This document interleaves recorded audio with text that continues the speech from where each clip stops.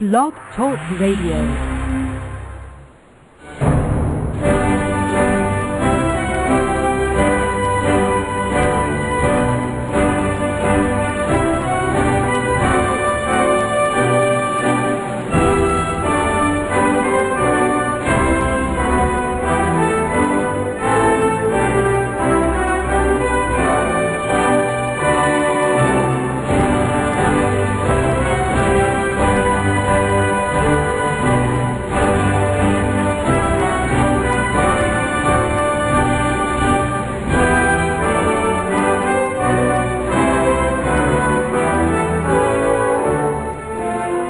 Meus amigos, estamos aqui de volta. Como sempre, começamos esse programa invocando a Santíssima Virgem Maria e o Santo Padre Pio de Pietrelcina, para que roguem a Deus que nenhuma injustiça se cometa nesse programa. Começar aqui, eu recebi aqui uma notícia, saiu no UOL, né, que diz que o ministro dos Direitos Humanos, Paulo Vanucchi, pretende criar um negócio que ele chama, um treco que ele chama de Comissão da Verdade. O que é a Comissão da Verdade? É a Comissão da Verdade para investigar os crimes de tortura que foram cometidos durante a ditadura militar. Ele disse o seguinte: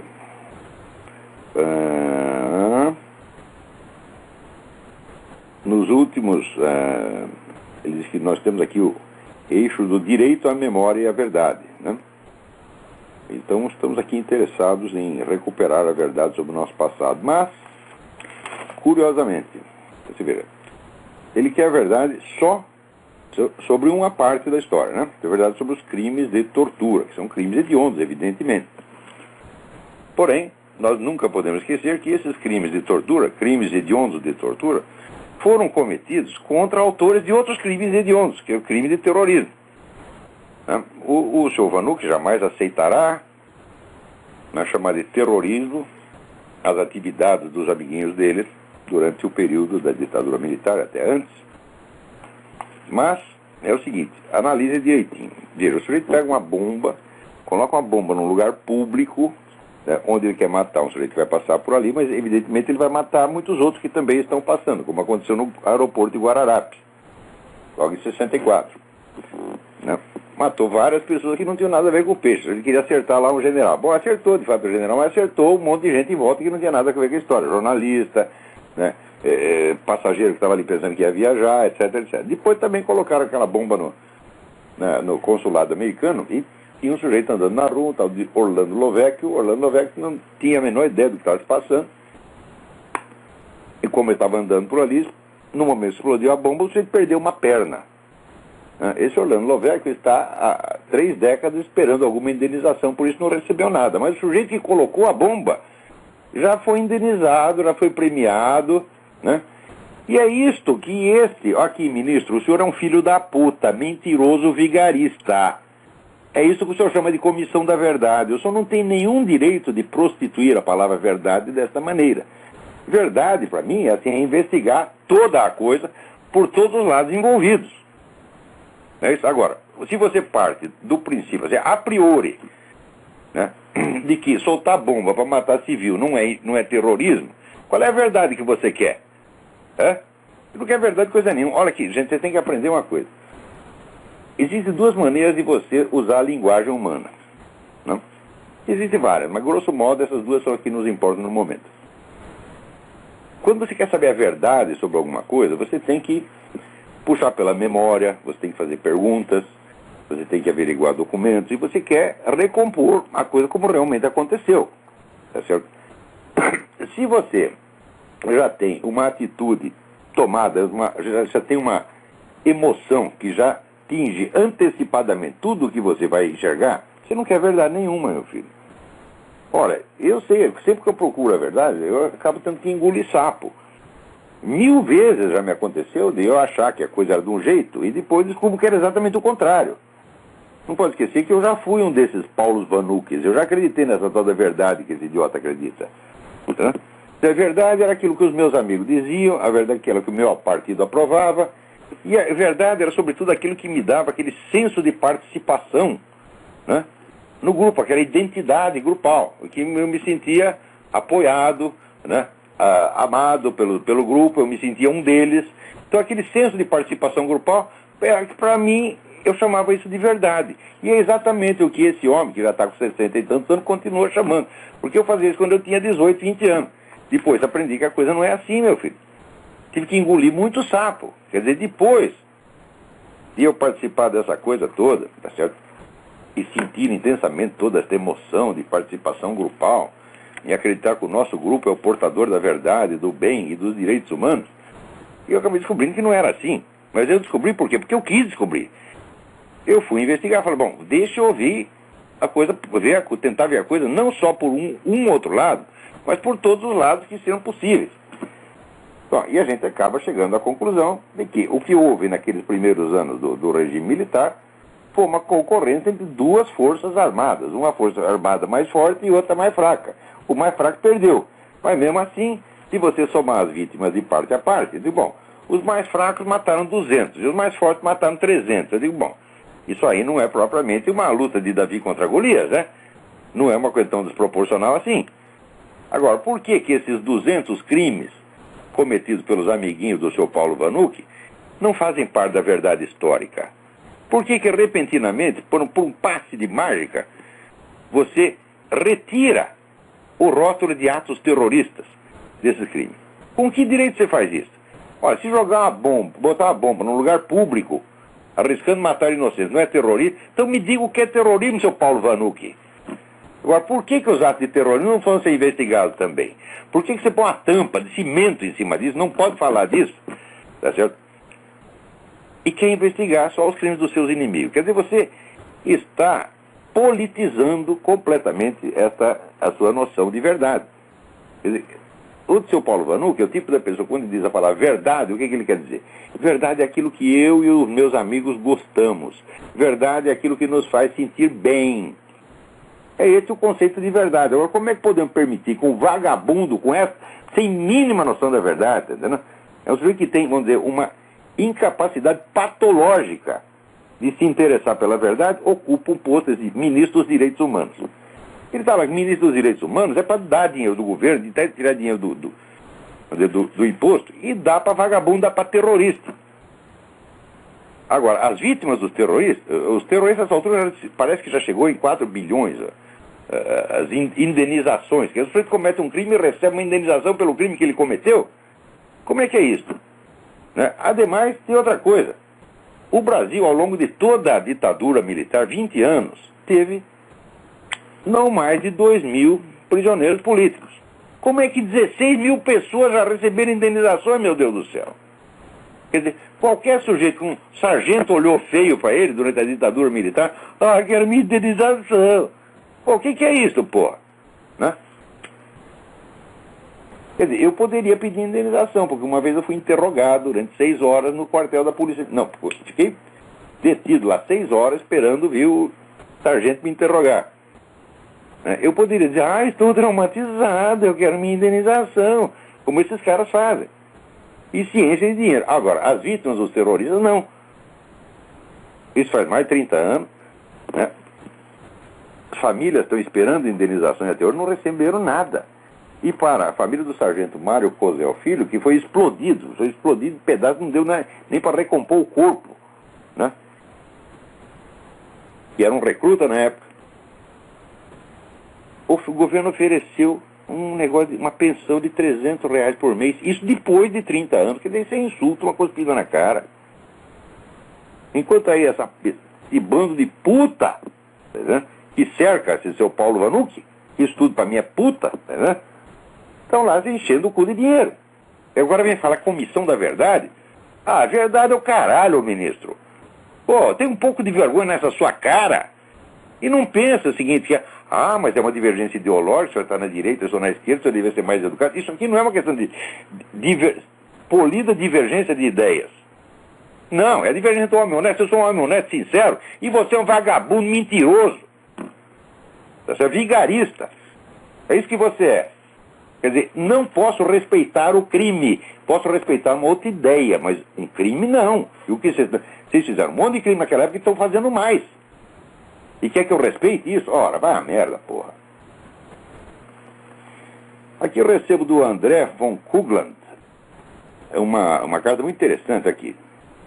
Tentei ligar durante o programa, mas creio que minha conexão não ajudou. O senhor esqueceu de dizer no programa a explicação para o fato de as alterações do CO2 se seguirem às da temperatura. Porque apareceu na Rede Globo aquele gráfico, aquele velho gráfico do Al Gore, em que você tem duas curvas. Você tem as curvas do aumento de temperatura e tem as curvas do aumento das emissões de CO2. E daí aparece lá, né, no programa, a mocinha mostrando, as curvas se superpõem, olha aqui, são iguais. Bom, então é o seguinte, você tem duas curvas e elas não significam nada se você não tiver a cronologia, quer dizer, quando teve o aumento da temperatura e quando teve o aumento do CO2. Na verdade, eles tentam provar assim, olha, o aumento do CO2 provoca o aumento da temperatura. Então está aí a explicação do aquecimento global. Somos nós que estamos criando o aquecimento global, porque nós emitimos CO2 pra caramba, né? Então, acontece que as datas são exatamente o contrário. As curvas de elevação da temperatura são anteriores ao aumento do CO2. Então está aqui explicando o André que a solubilidade dos sólidos nos líquidos aumenta conforme aumenta a temperatura, como quando se aquece água e se lhe acrescenta sal. Mas a solubilidade dos gases diminui conforme aumenta a temperatura. Se você aquecer Coca-Cola, você vai ver as bolinhas saindo. Da mesma forma, quando a temperatura dos mares aumenta, eles liberam o CO2 que está nele diluído. Quando diminui, os mares absorvem o gás carbônico do ar. É verdade isso aí. Quer dizer que é o aumento da temperatura que causa a emissão de CO2 e não ao contrário. Ora, eu pergunto o seguinte, alguém vai processar a Rede Globo por essa fraude? Não vai. Ninguém tem culhão para isso. Por quê? Porque as pessoas morrem de medo. Elas acham assim, quando elas veem um sujeito que tem um pouco de poder, eles pensam que o cara é Deus onipotente. Pensam que ninguém pode fazer nada contra a Rede Globo. Oh, meu Deus do céu. Já houve diretores da Rede Globo que saíram de lá dizendo horrores, publicaram livro, contaram tudo, contaram até a suruba que aconteceu lá dentro. E não, o que aconteceu para esses caras? O que a Globo fez com eles? Não fez nada. Pôs o rabo entre as pernas, engoliu em seco e ficou quieta, porra. E se você recorrer à justiça contra essa fraude, a Globo vai ter que pagar. A Globo não é onipotente, gente. O PT também não é onipotente. Você se torna onipotente na medida em que você assume a sua impotência, tá certo? Como um decreto divino, né? Que é esse tipo de fatalismo brasileiro. Nós não podemos fazer nada. Tá bom.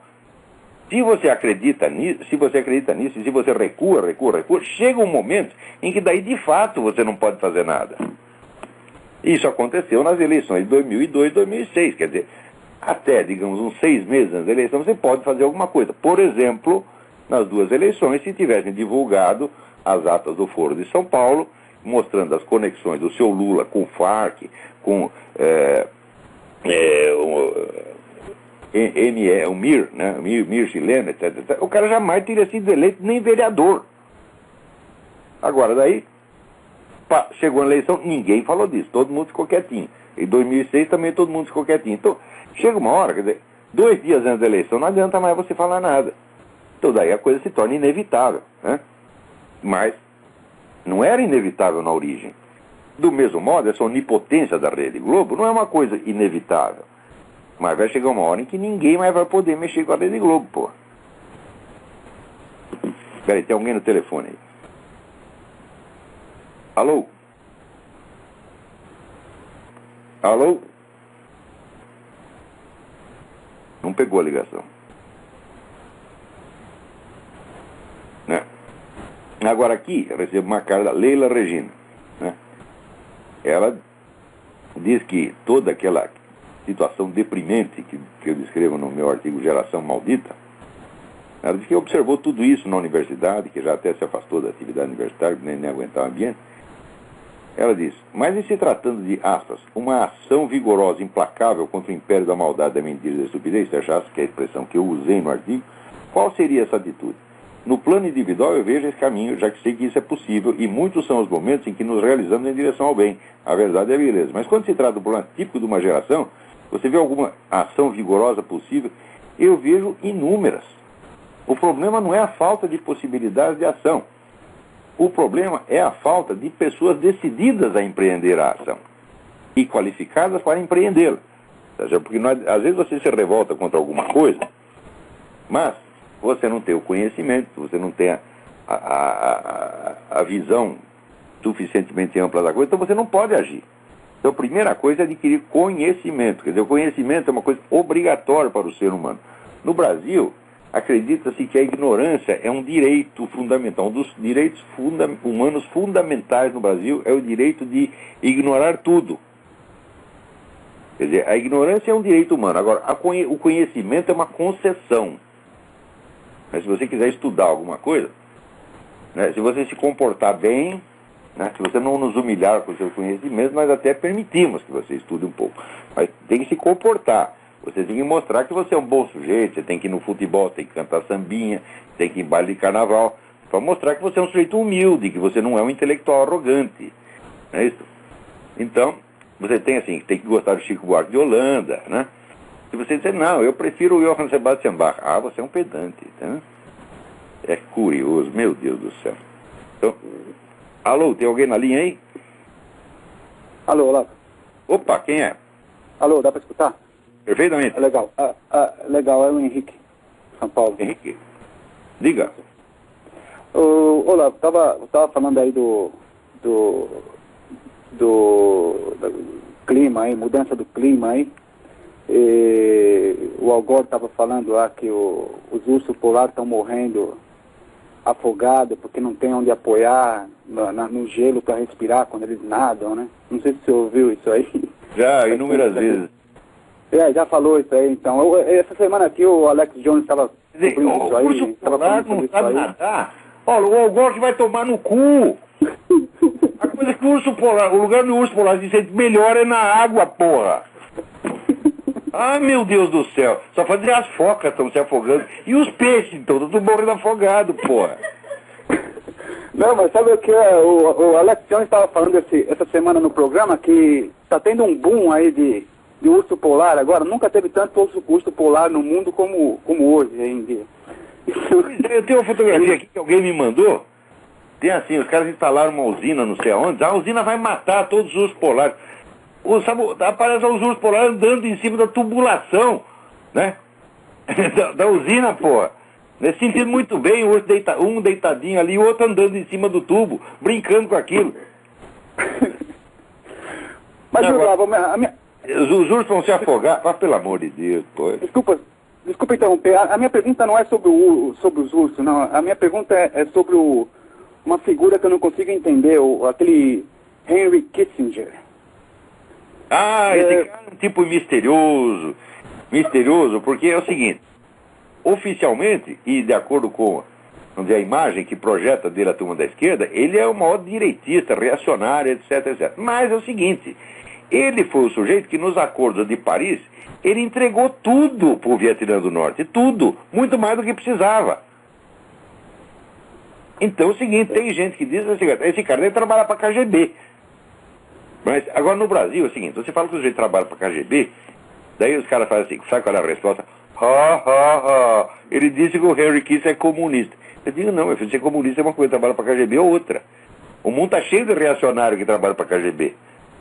Porque os caras acham, eles são tão imbecis aí que eles acham que ser comunista é uma questão de crença profunda. Eu digo, não é, meu filho. A crença subjetiva só interessa no caso de pessoas, vamos dizer, de homens de ideias. O intelectual, tá bom, ele interessa saber o que ele pensa.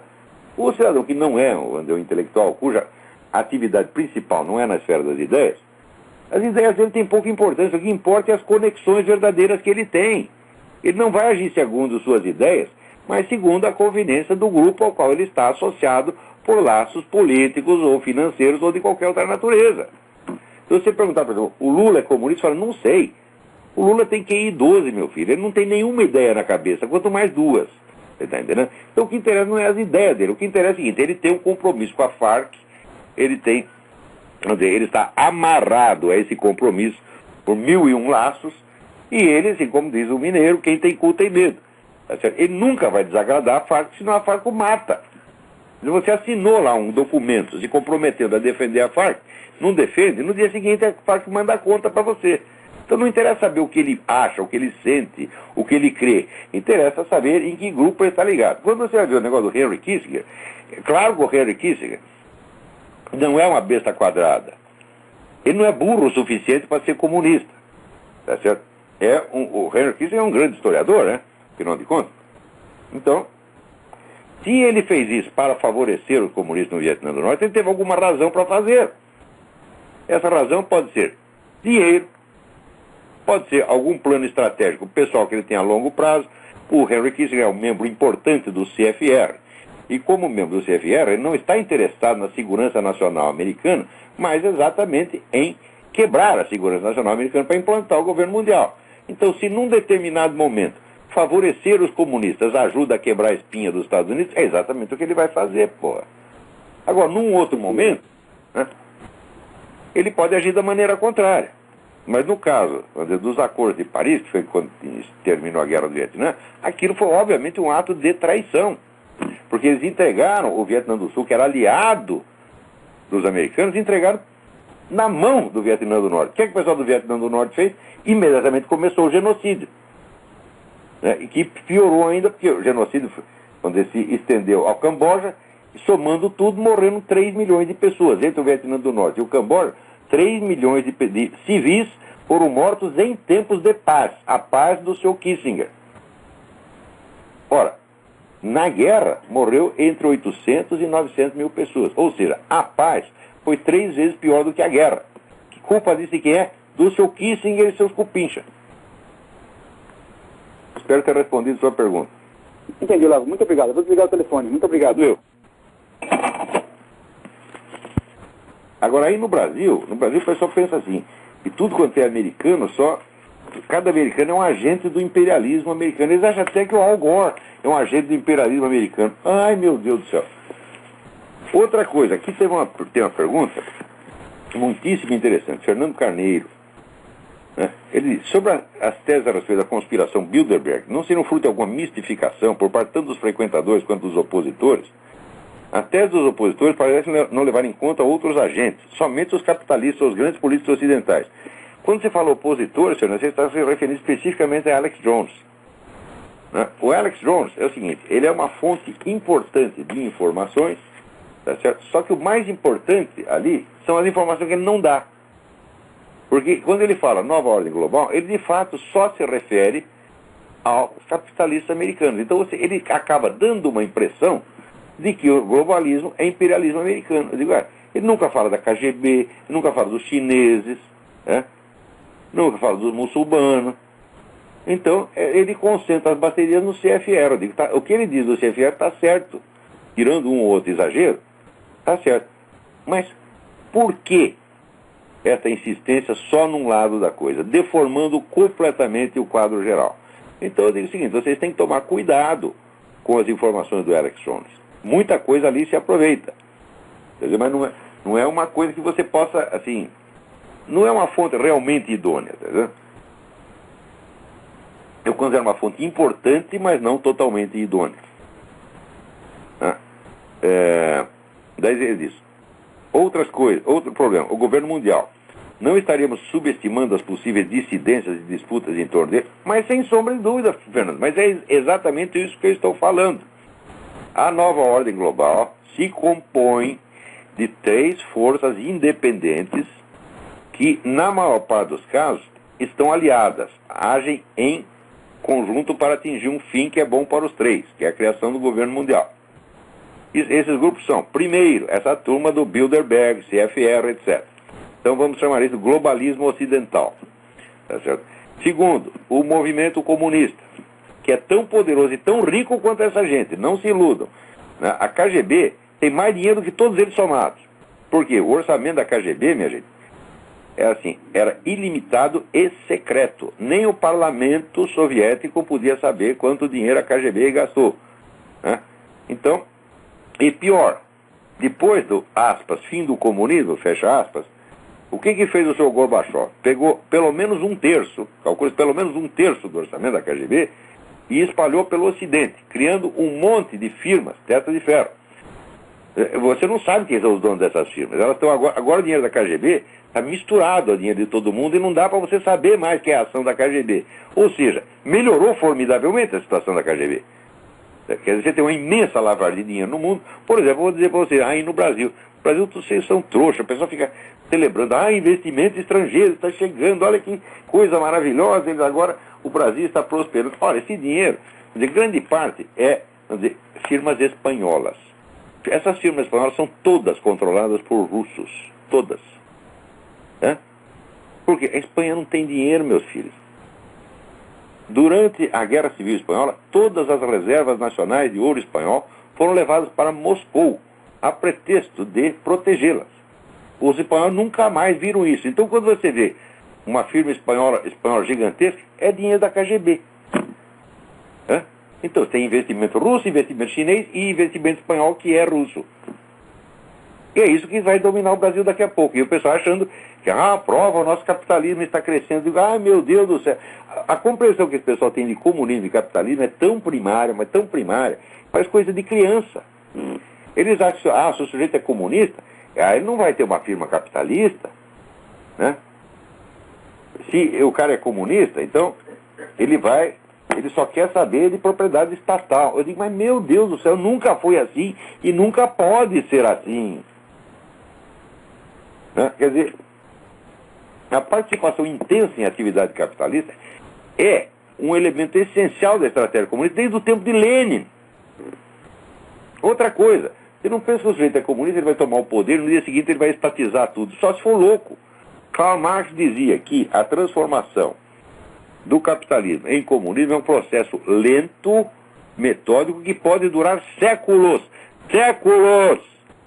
Agora, é evidente que onde quer que o comunista tome o poder, ele vai aumentar o poder do Estado. Mas nem sempre encampando coisas. Na maior parte dos casos é por meios indiretos, através de legislações fiscais e controles estatais. Ora, vocês têm que ler, tem um livro que vocês precisam ler. É escrito por um sujeito chamado Karl Wittfogel. Karl Wittfogel foi um dos pioneiros da escola de Frankfurt. Mais comunista que a peste. Ele era tão comunista que nem Stalin gostou dele. Então, o Wittfogel morou na China há muito tempo e escreveu um estudo chamado O Despotismo Oriental. E ele criou um conceito que chamava sociedade hidráulica. Sociedade hidráulica era a sociedade chinesa. Por que hidráulica? Porque a economia chinesa antiga dependia eminentemente da agricultura. E não tinha água. Então você precisava fazer canais de irrigação. Era como se fosse um deserto. Os rios não bastavam para alimentar aquilo, né? Você tinha enormes regiões agrícolas onde a água não chegava. Então você tinha que criar um sistema de irrigação abrangendo praticamente todo o território nacional. Nenhum investidor tinha dinheiro suficiente para fazer isso, só o Estado. Porque o Estado sempre tem dinheiro, porque quando ele não tem dinheiro, ele toma. Por que imposto se chama imposto, meu filho? Porque é imposto.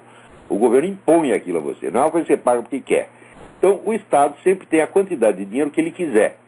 Então por isso o grande investidor do sistema de irrigação era o governo. E o sistema de irrigação abrangia todo o território chinês e implicava obras tão complexas que, em geral, por onde passava aquele canal de irrigação, as cidades inteiras estavam envolvidas naquela obra. Tá certo? E toda a economia local dependia daquilo, não apenas os agricultores, tá certo? Mas o comércio, as pequenas indústrias, tudo vivia em torno do sistema de irrigação, ou seja, em torno da economia estatal. Isso quer dizer o seguinte, o governo não era proprietário de nada, ele só era proprietário do sistema de irrigação, mas através do sistema de irrigação ele controlava o país inteiro e se tornava mais forte do que a sociedade chinesa inteira. Então a sociedade não podia ter iniciativa nenhuma. Tá certo? O sistema que os caras estão montando no mundo, que estão montando no Brasil, é igualzinho à sociedade hidráulica chinesa. Não por causa do sistema de irrigação, tá certo? Mas por causa de grandes obras públicas, grandes empreendimentos estatais, que acabam se tornando o centro da economia e fazendo que tudo mais gire em torno daquilo. Nessa situação, por que o governo vai encampar as firmas? Note bem, aqui você tem uma fábrica, né, de qualquer coisa, fábrica de camisinha, né? Se o governo encampar, tá certo? E a firma for à falência, é o governo que perde. Né? Agora, se a firma permanece na mão do capitalista, mas está sob controle do governo, e a empresa se ferra, então, o empresário se ferra e o governo sai ganhando. Então, para que encampar tudo? Faz tempo que os comunistas já entenderam isso. Você tem que deixar o capitalismo funcionando, mas submetido à máquina estatal, de tal modo que a sociedade, mesmo nos seus representantes mais ricos, não tenha poder de iniciativa contra o governo. Isso já está implantado no Brasil, gente. Isso aí chama-se comunismo. Agora, na cabeça de brasileiro, bom, brasileiro que é idoso, é um negócio impressionante. Na cabeça de brasileiro, o comunismo é só se estatizar tudo. Eu digo, ó, Lenin riria desse conceito de comunismo. Tem mais alguém na linha aí? Alô, quem é?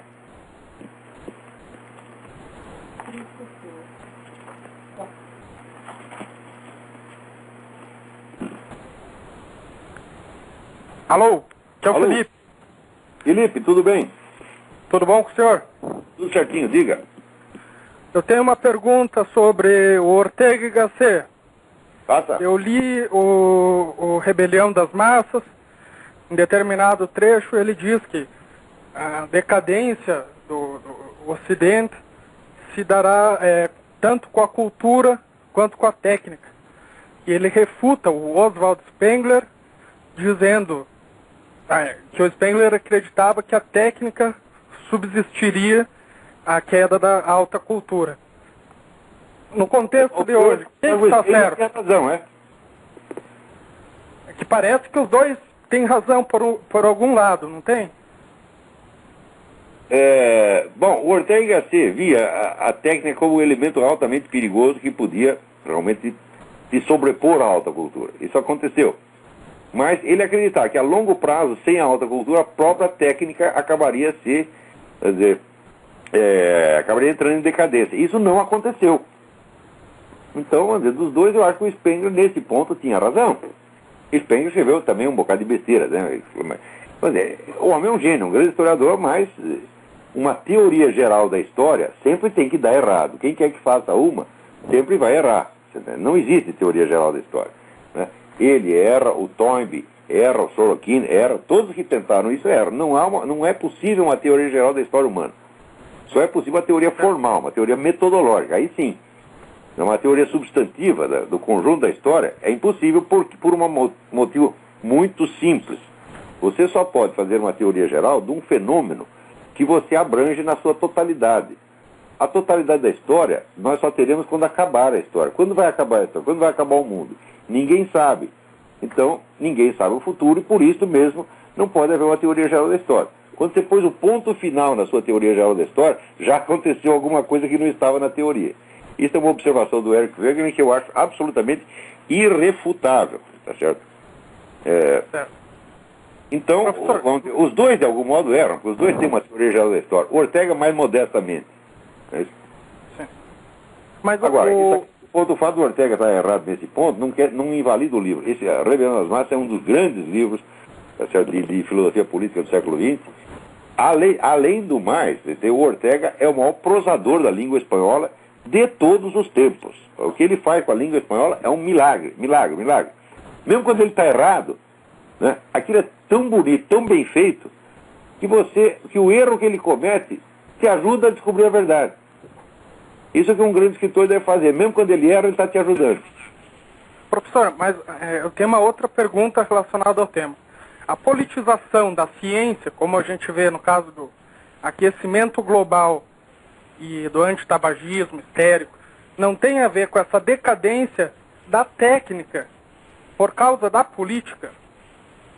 E, portanto, o Ortega y Gasset teria acertado, de modo mais atrasado, mas teria acertado? Em alguns desses pontos, sem dúvida. Quer dizer, os caras, em nome de objetivos políticos, eles acabam destruindo a própria ciência. Mas a gente não pode dizer que isso seja a regra geral. Afinal de contas, a tecnologia continua progredindo. E veja, mesmo no campo da climatologia, nós não podemos julgar a ciência climatológica inteira pelos seus representantes aquecimentistas, Al Gore e outros. Vamos dizer, essa ciência continua fazendo progresso. Agora, o que pode acontecer é que o aparato repressivo criado por esse pessoal aquecimentista sufoque a divulgação da ciência verdadeira. às vezes, o próprio sujeito que está metido nisso, ele descobre a verdade e a esconde, como aconteceu. Esse pessoal do East Anglia, o tal do Philip Jones, ele é um excelente climatologista, ele sabe a verdade. Ele escondeu por quê? Porque é um filho da puta vigarista. Certo. Porque ninguém vai me dizer que um diploma de climatologia, ou de biologia, ou de geologia vai tornar o sujeito mais honesto. Não vai. Né? Então, a fraude científica nem sempre reflete uma decadência da ciência, mas apenas uma ocultação dela.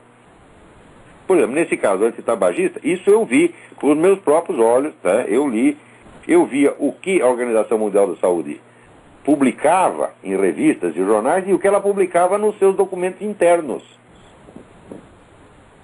Então, quando você lê os documentos, as publicações técnicas, a verdade está toda lá.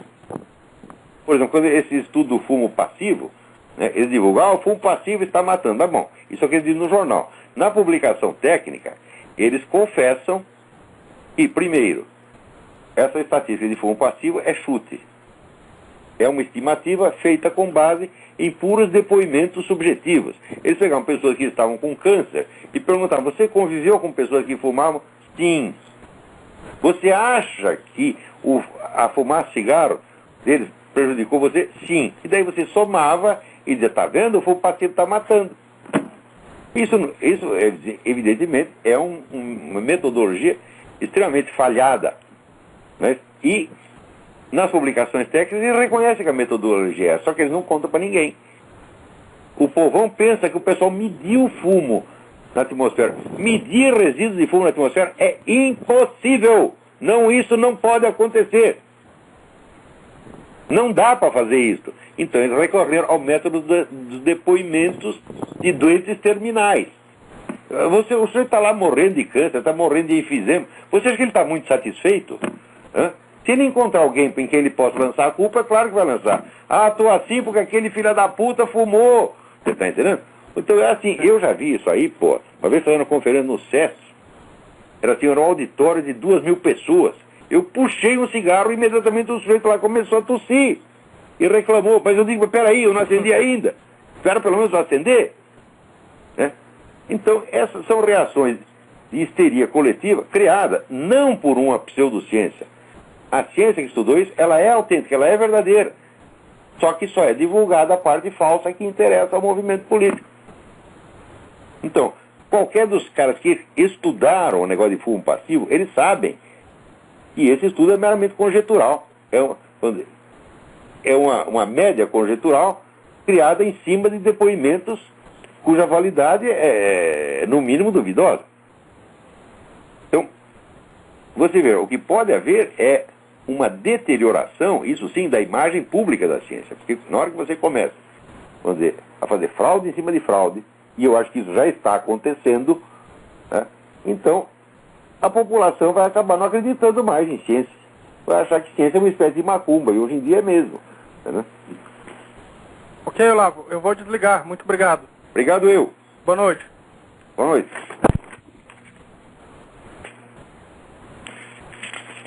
Agora, aqui tem uma carta que eu tenho que ler aqui.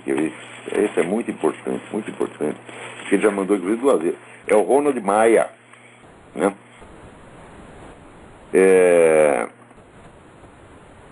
Ele diz, como ex-aluno do Colégio Militar do Rio de Janeiro, e não tendo seguido carreira militar, mantenho encontros periódicos com os antigos companheiros. Trata-se de uma tradição cultivada por todos que lá estudaram. Né? E daí ele chega e pergunta para os oficiais e para os comandantes, etc. Como é? E toda essa corrupção, esse bando de criminoso que está em cima, né? Vocês não vão fazer nada, não? Daí. E as respostas? Sempre evasivas. Como o senhor sentencia, os pusilânimes só querem saber de manter suas boquinhas atuais. É revoltante e repugnante. Aliás, quanto ao ministro das cidades, além de ter se tornado um babador desassombrado do apedeuta, protagoniza também um papel que reveste do aspecto já enfocado pelo senhor. Prefiro a inteligência, tão decantados por todos da turma, pois que em termos de resultados nas provas de lauréis obtidos, o Márcio Forte Almeida, ministro da cidade, é um campeoníssimo. Olha, isso aí eu já observei muito entre os militares. Quando o sujeito tira boas notas no colégio militar, eles acham que o sujeito é um gênio intelectual. Eu digo, não é isto. Nenhuma capacidade humana pode ser jamais julgada por notas escolares. Nunca! Você vai ver a inteligência do cara não pelas notas que ele tira na escola, mas pela obra que fez depois. Ora, a inteligência que se usa para fazer um exame numa escola é uma. A inteligência que se usa para praticar ciência, arte, filosofia é outra completamente diferente. Cristo já disse, pelos seus frutos os conhecereis. Ele jamais disse, pelas suas notas os conhecereis. Então, eu não reparei isso entre os meus amigos militares, eles tinham esse vício mental de julgar a inteligência do sujeito pelas notas do colégio militar, da academia militar.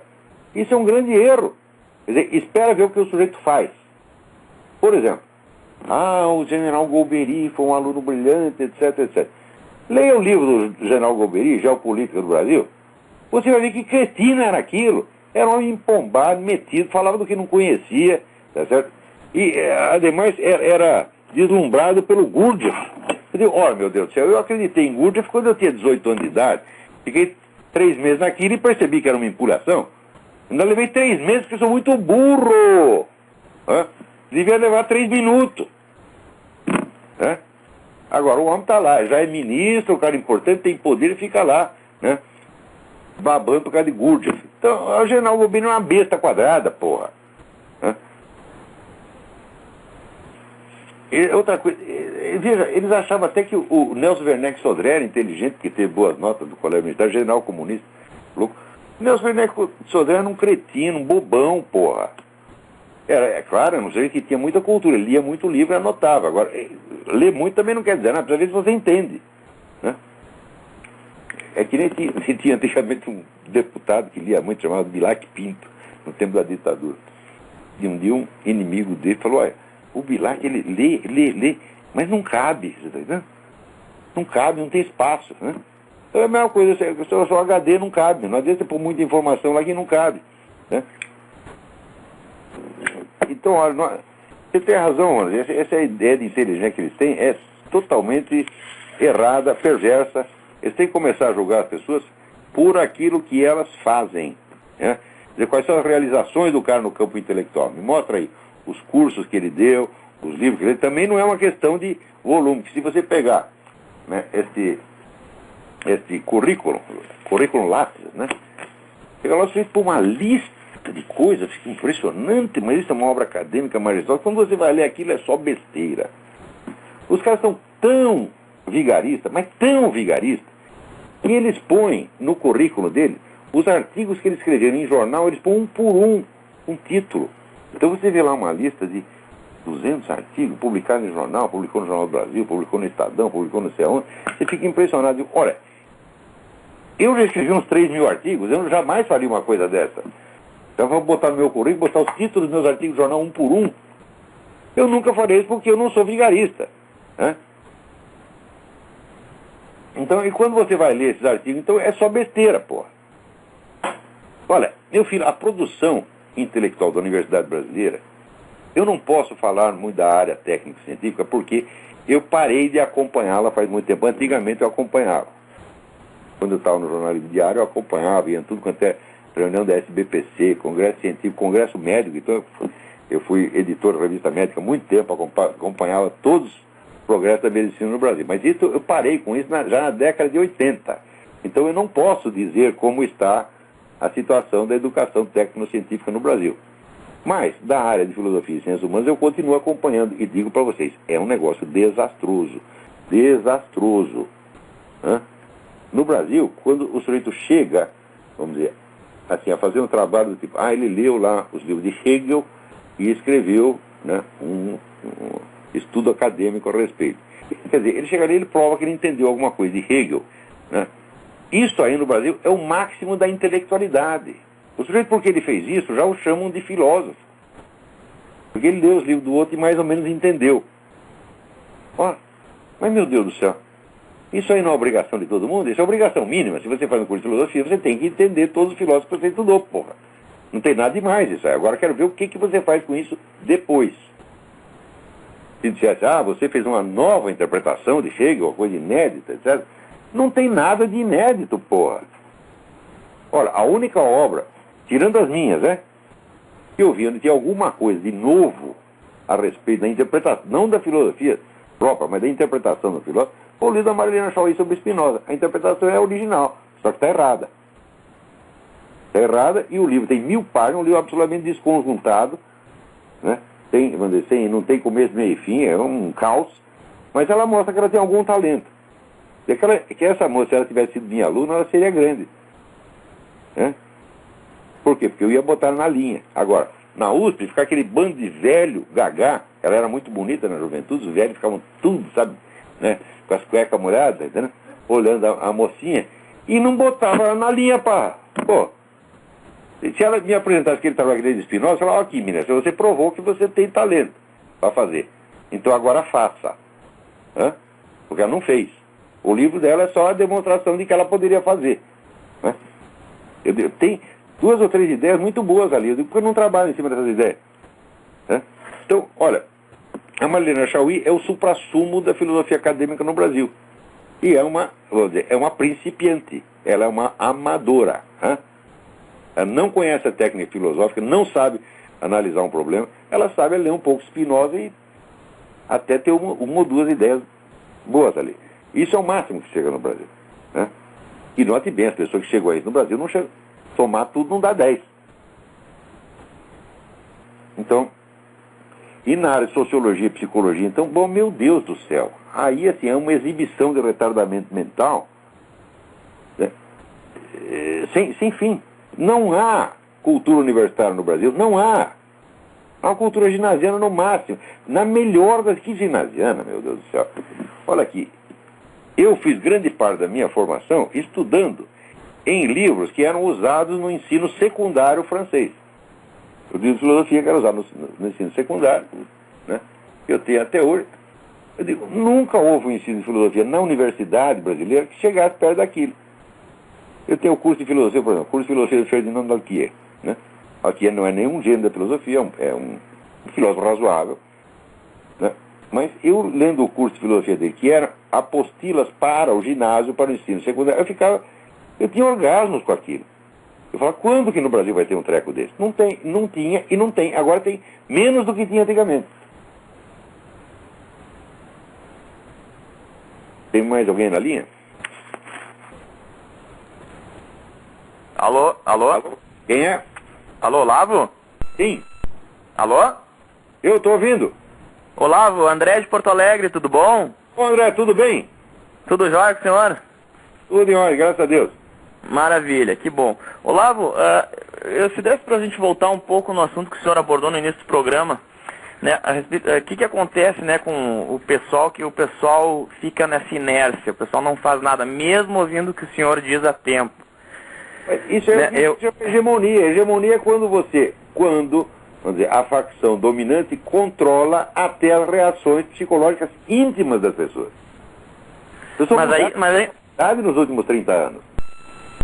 Mas eu não sei, eu vejo aqui, ao menos em Porto Alegre, aqui, o pessoal sabe o que está acontecendo. Muita gente ouve o senhor aqui, tem plena consciência do que acontece, só que chega na hora de bater, o pessoal dá desculpa, o pessoal, não tenho tempo, não posso, não, eu não tenho dinheiro, eu não tenho isso, sabe? E aí sobra 2, 3. O Brasil já tem uma tendência depressiva muito antiga. Né? Agora mesmo estava aqui comentando com a Isabela esse programa que tem no Brasil, que é a imitação do Britain's Got Talent, né? Só que é imitação invertida. Porque na Inglaterra eles fazem o programa para mostrar as pessoas que têm talento. E no Brasil eles fazem só para mostrar os camaradas grotescos, ridículos, para as pessoas jogar ovo em cima, tá entendendo?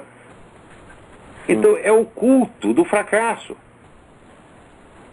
Não era assim antigamente. Você verá, o Ari Barroso tinha um programa de calor. No programa de calor dele revelaram-se, entre outras pessoas, só vou lançar 2 nomes: Ângela Maria e Calbi Peixoto. Que estão entre os maiores cantores brasileiros. Talvez Calbi Peixoto seja o maior cantor brasileiro de todos os tempos. Apareceu no programa do Ari Barroso. Agora, nesses programas vai aparecer o quê? Só aleijado mental, você está entendendo? Só retardado, coitadinho, está entendendo?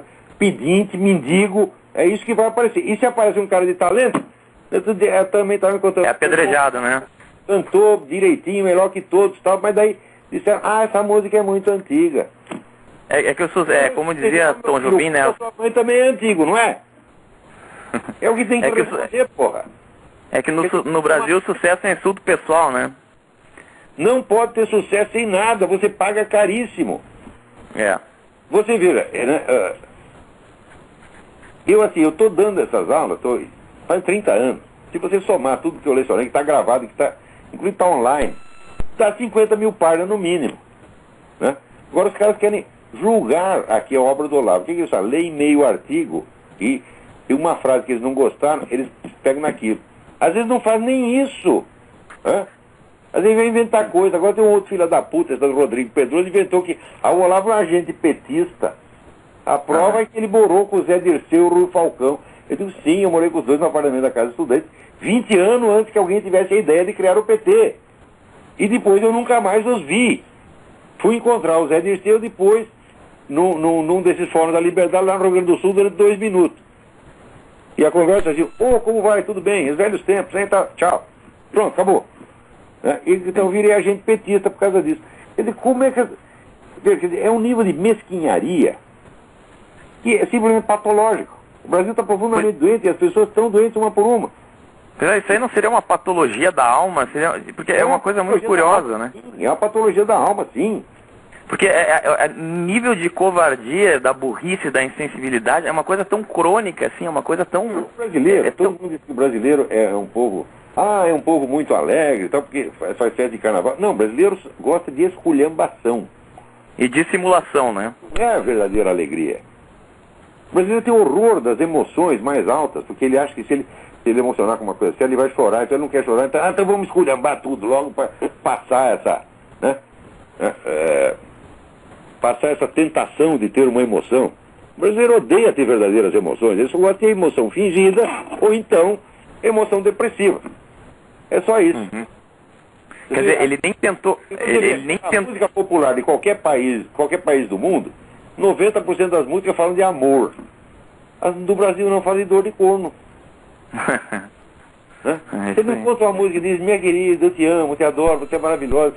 Nós só tem aqui, assim, aquela filha da puta me enganou, tomou todo o meu dinheiro. Né?